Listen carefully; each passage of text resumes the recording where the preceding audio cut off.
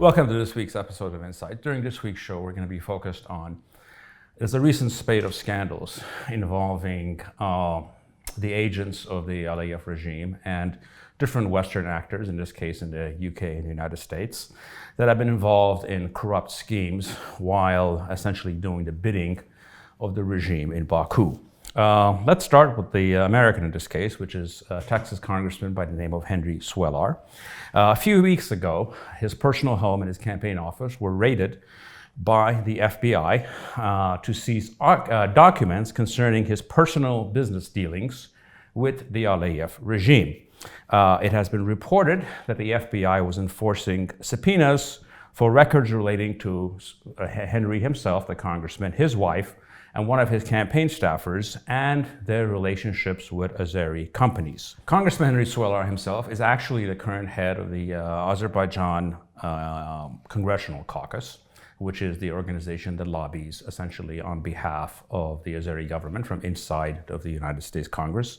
If you look through the list of most of its members, it's filled with some of the most ethically questioned and low IQ members of the US Congress, which is actually quite an accomplishment if you know the idiots that normally get elected to the United States House of Representatives. Now, what's interesting is about the timing of this arrest, because generally the FBI is very reluctant to act against members of Congress on matters like this during an election cycle. And Mr. Cuellar has actually a primary coming up on March 1st. And I can tell you what this tells us is this is probably approved by the highest levels of the Justice Department, probably the Attorney General himself, and likely involves a case of direct corruption, i.e. payments directly to the congressman or his family in exchange for services rendered, which is something that the United States government will take very seriously.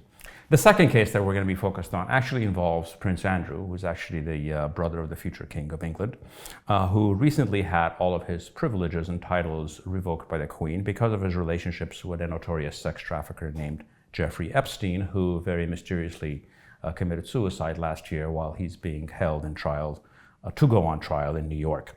Now, you might ask, what does Prince Andrew and this case have to do with the regime in Baku? What's actually a very simple one. Over the many years, Prince Andrew has developed a very close personal relationship with Ilham Aliyev and his family. In fact, he's made 12 private trips to Baku and is very close to Aliyev's daughters. And it has been rumored by different press sources he actually has business interests with Aliyev's family. Now let's step back about looking back at the Epstein case and where all the connections are here. Jeffrey Epstein is essentially accused of running a program laundering young women to have sexual relations with different powerful men from around the world. The rumored people on this list go from Bill Gates to former Israeli Prime Minister Ehud Barak and many other Western figures.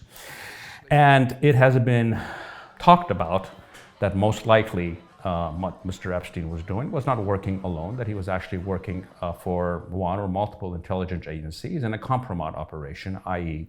you would get very powerful people in compromising positions and eventually use that against them in times of need. So what this brings us to is the question, how did this relationship affect British policy in this region? Perhaps it did, perhaps it didn't. What is relevant is for us to ask these questions and to put all of these people on the defensive and make them explain themselves. Historically, British policy has been, to be fair, some of the most hostile towards Armenian interests in general and in the post-independence periods against Armenia specifically.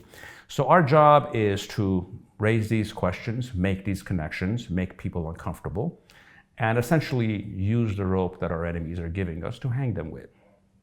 The third case that we're going to be talking about involves this guy, British MP Bob Blackman, who essentially represents the Baku regime in the UK Parliament. He is the head of the so-called Azerbaijan All-Party Parliamentary Group. In a long expose in this very well-known investigative site, Open Democracy, there has been a long expose of his quid pro quo operations with the Aliyev regime.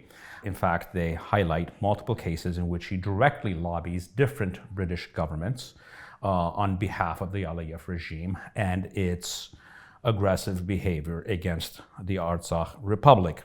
He himself has actually visited Baku multiple times and at all expenses paid trips by the agents of the Aliyev regime.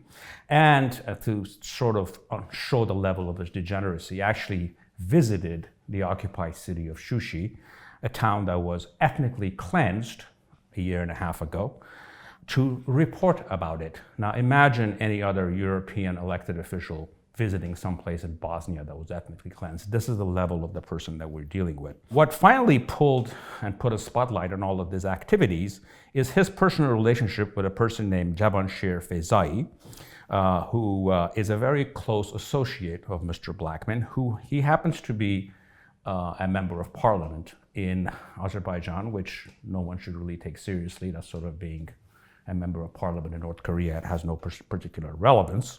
But Mr. Fazayev was actually caught in this high-profile court case involving laundering 5.6 million pounds, and that money was ordered to be seized by the courts in London. Following up on this case, a few weeks ago, the Westminster Magistrate Court found that 5.8 million pounds held in UK bank accounts held by the Fazayev family members could be traced back to the famous Azeri laundromat program, which was exposed a few years ago, that involved laundering $2.9 billion out of Azerbaijan to essentially pay off European politicians and essentially steal money from the Azeri people that is being placed into London real estate and in other investments abroad.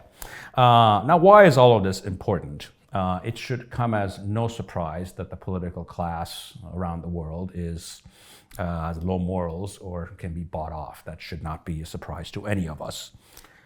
What is the conclusion that we need to reach here? Is that ultimately this regime is actually becoming a threat to Western democracy itself, because it is systematically assaulting Western democracy. And we need to be very clear about this.